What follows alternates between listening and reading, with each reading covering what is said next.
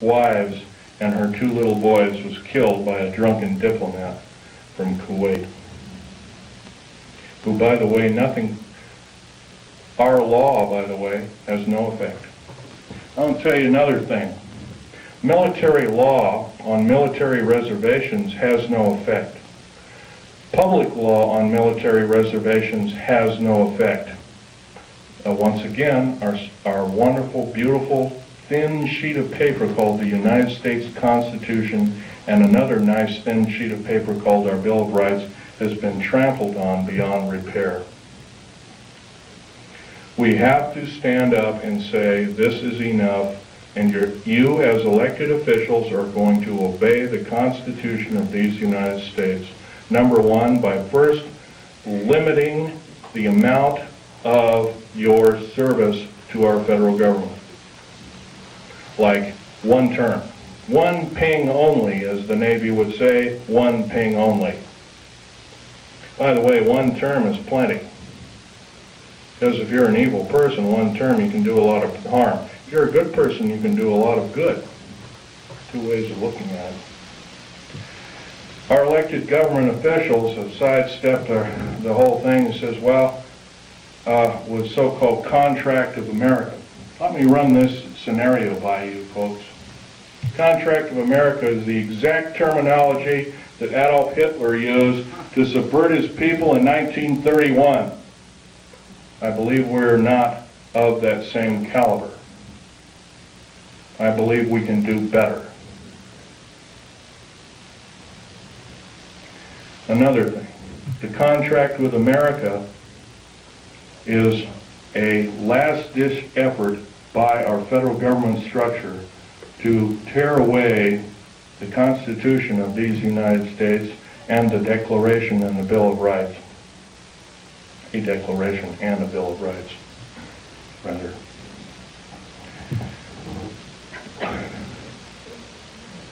Reading these wonderful piece of paper that were somehow have protected us from economic and other forms of slavery. I doubt if there's more than 50 people in this room, including me, I hate to say, has not seriously read the U.S. Constitution. That's a national disgrace.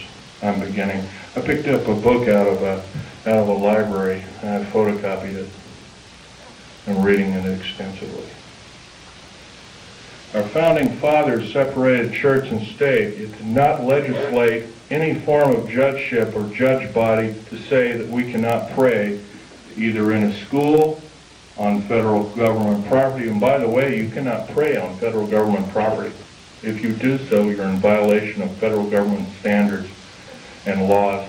And you can be guilty of a $100,000 fine and 20 years in prison. I do believe the people that are now in charge are atheists. And if they are not atheists, what are they? I think we can do better. Another thing I want to blow by your ears is the fact that a lot of you have probably seen in different areas black helicopters. There's over 64,000 black helicopters in these United States. For every hour that goes by, there's one being built. Is this the proper use of our tax money? I don't believe so. What in the heck does the federal government need 64,000 tactical helicopters for if they are not trying to enslave us? I doubt if the entire military government structure needs 64,000. Worldwide. Supposedly over 230 countries. I doubt if all the world needs that many helicopters.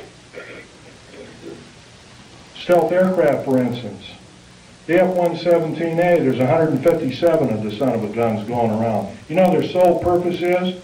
They're all loaded with LIDAR, L-I-D-A-R, and SEER, computer-enhanced imaging radar. They can fly over your house. They can see you walking from room to room.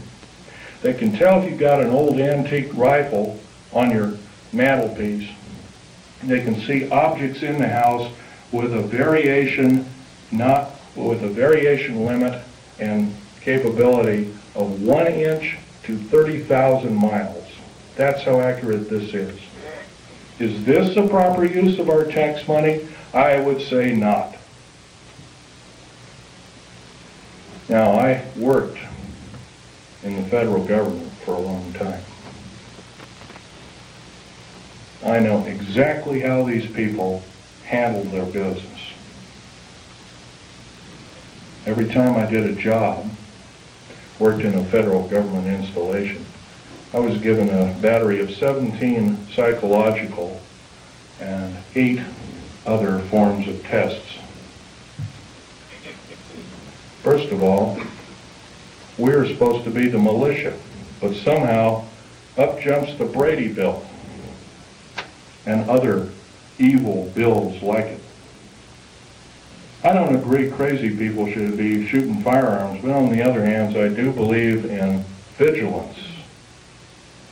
And vigilance is guided by a good spirit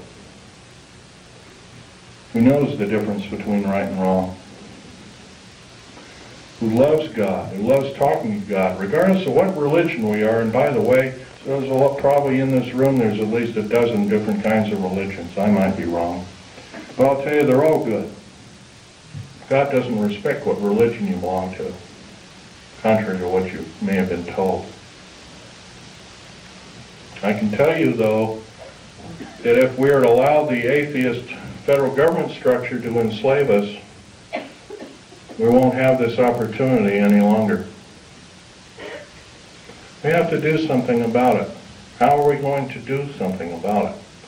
Well, some of us are attorneys in this room, perhaps, maybe 1 or 2 of us. Maybe somebody works for an attorney. Maybe somebody knows somebody who is a good attorney. And I know that seems like a hard number to come up with, but there are a few of them out there. Maybe somebody knows a senator or a congressman or has had help by such. There's one outstanding in Oregon. His name is Mark Hatfield. That man helped me fight the federal government. See, my father left me these pictures of what he took at Bikini Island, Operation Crossroads. And I'm going to have this one out on the table. It's the original. I'll ask you please carefully handle it and try not to put too many fingerprints on it. Right over here, and I'll point to it, and I'll point to it. Hey, echo. Is a structure that's an unidentified flying object. This was taken 12th of July, 1946. Federal government at that time knew all about flying saucers, what they were and what their agenda was, and how they want to control us by world domination. Without question, they knew about it. Let's get on. Al Bielek is our second speaker. He worked in a very secretive government operation called the Philadelphia Experiment. Well, so did my father, by the way, and I didn't know this until on his deathbed, and I now have the picture proof of it.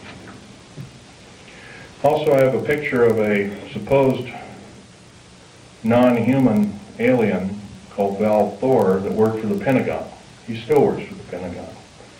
In 58 years, he has not changed. He still looks young. Something's wrong. I don't know if he's doing it under duress or what, but evidently he's still there. Don't know what kind of alien he is. But he's about a few inches shy of 8 feet tall. He's very bright. He's worked in the Department of Defense and the Pentagon for, I believe, 58 or 56 years, one of the two figures. So don't tell me, folks, don't tell me, federal government, that this isn't so, that when we see something in the night sky that doesn't add up to an aircraft, that it's a weather balloon, or that we're mistaken, or I'm crazy, or we're crazy, because it's not. You've been lied to, you've been cheated, you've been stolen from, you've been cheated by your public officials, and I think it's time that we not only realize this, but it's time that other people form cells and start talking about this vigorously. If, say, only 5 people in this room they're doing what I'm doing.